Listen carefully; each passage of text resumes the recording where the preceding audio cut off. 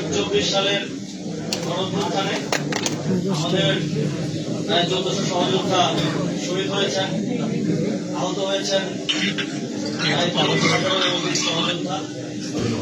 বাংলাদেশের ইতিহাসে অত্যন্ত গুরুত্বপূর্ণ একটি ঘটনা হয়ে থাকে এই গণঅভ্যুত্থান। সেই গণঅভ্যুত্থানের মধ্য দিয়ে একটা দীর্ঘ ফ্যাসিবাদী শাসনের পতন হয়েছে এবং তারপর আমরা নতুন বাংলাদেশ বিনির্মাণের যে পথ চলা, সেই পথ চলায় অগ্রসর হচ্ছি।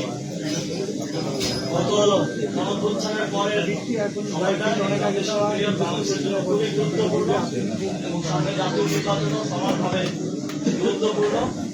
আমরা একটা গণতান্ত্রিক প্রক্রিয়ার মাধ্যমে একটা গণতান্ত্রিক সরকার গঠনের দিকে বাংলাদেশ এগিয়ে যাচ্ছে। এই সময়ে এছাড়াও আপনারা জানেন কিছুদিন আগে আমাদের একজন সহযোদ্ধা শহীদ ওসমান হাদি গুলিবিদ্ধ হয়েছেন এবং শহীদ হয়েছেন। আমি মনে করি যে এই সময় জুলাই গণঅভ্যুত্থানের সকল শক্তিকে ঐক্যবদ্ধ থাকা এবং ঐক্যবদ্ধ রাখা সমানভাবে গুরুত্বপূর্ণ এবং একই সাথে এই গণঅভ্যুত্থানের যে আকাঙ্ক্ষা, শহীদদের এবং শহীদদের পরিবারের আহতদের যে আকাঙ্ক্ষা, বাংলাদেশের লক্ষ কোটি মানুষ যারা রাজপথে নেমে এসেছিলেন জীবনের তোয়াক্কা রাখা, তাদের যে আকাঙ্ক্ষা, সেই আকাঙ্ক্ষা বাস্তবায়নের জন্য এই নির্বাচনকে কেন্দ্র করে আবারও সময় এসেছে ঐক্যবদ্ধ হওয়ার। সেই জায়গা থেকে আমি জাতীয় নাগরিক পার্টি এনসিপিতে আজকে যোগদান করছি। আমি আসন্ন জাতীয় সংসদ নির্বাচনে অংশগ্রহণ করছি না।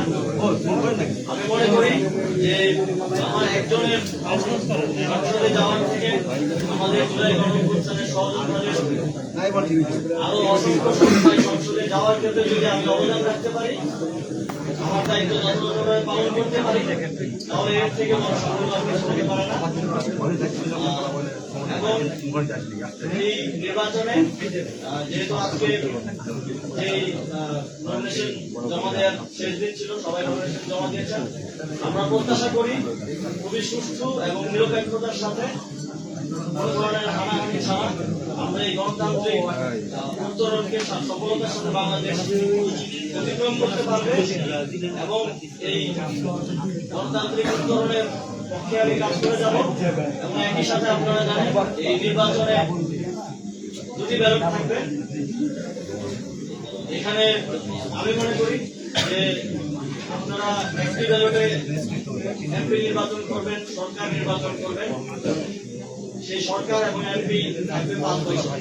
তারা তাদের কমিটমেন্ট রাখবে কি রাখবে না সেটা আমরা জানি না।